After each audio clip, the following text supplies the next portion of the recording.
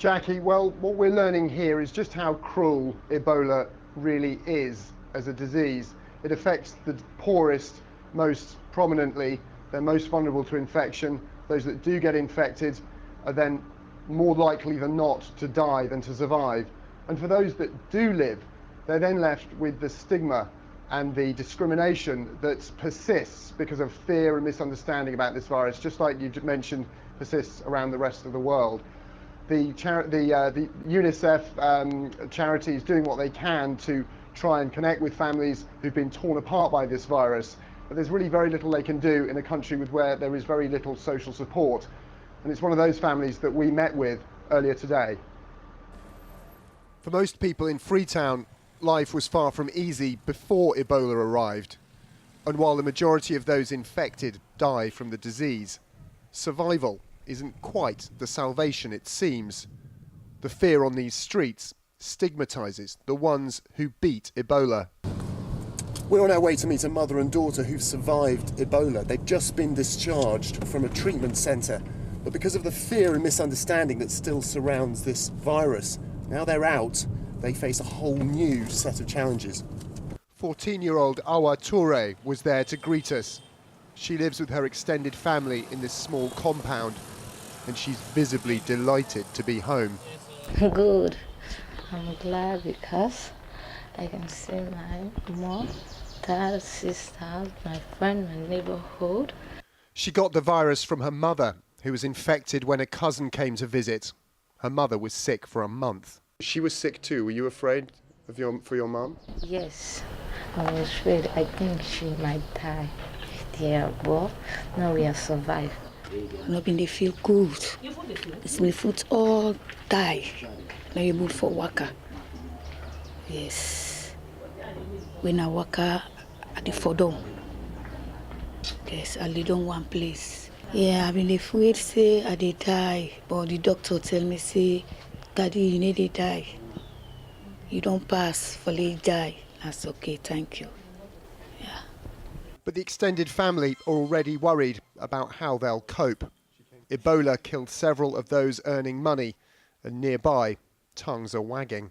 Then they afraid then they talk about we say we get Ebola. Yes, well, the people then they talk about we say we get Ebola. Then they afraid we. Right now, then they afraid we. From what we can, we need to go north side. We sit on our house. Yes. But the virus is causing problems for everyone, especially the 1.9 million children in Sierra Leone sitting at home since schools shut months ago. The alternative, lessons over the airwaves. Good day, boys and girls. Our subject for today is science. Each day for 2 hours, there's rote learning on the radio. Our topic is movement of the bodies in the solar system. The solar system consists of the sun, the 8 planets, and their satellites. The rotation of the Earth on its axis. Few children in Sierra Leone have access to a radio, and the lessons aren't exactly riveting, but it's better than nothing. We want to go to school. We only know about school. We want to go to school because when we are sitting at home, we are not really doing nothing, just going on about. So we need to go to school back. Authorities are hoping schools in some areas could reopen in a couple of months. But here in Freetown, like many other Ebola hotspots, children could be out of school for an entire year. Previous generations were kept back by conflict. This time, a virus holds their future to ransom. So, Tom, the UN is saying that December target is looking highly ambitious now. What happens if that target is missed? Well, Jackie, you've got to remember that this very poor country, Sierra Leone, of 6 million people, had just 170 doctors for all of them before the Ebola outbreak came. 60 of them are now thought to have died treating others. So Anthony Banbury, I met with him earlier today, is saying we just need thousands more doctors and nurses pouring into this place to help bring the epidemic under control. That's just not happening fast enough yet.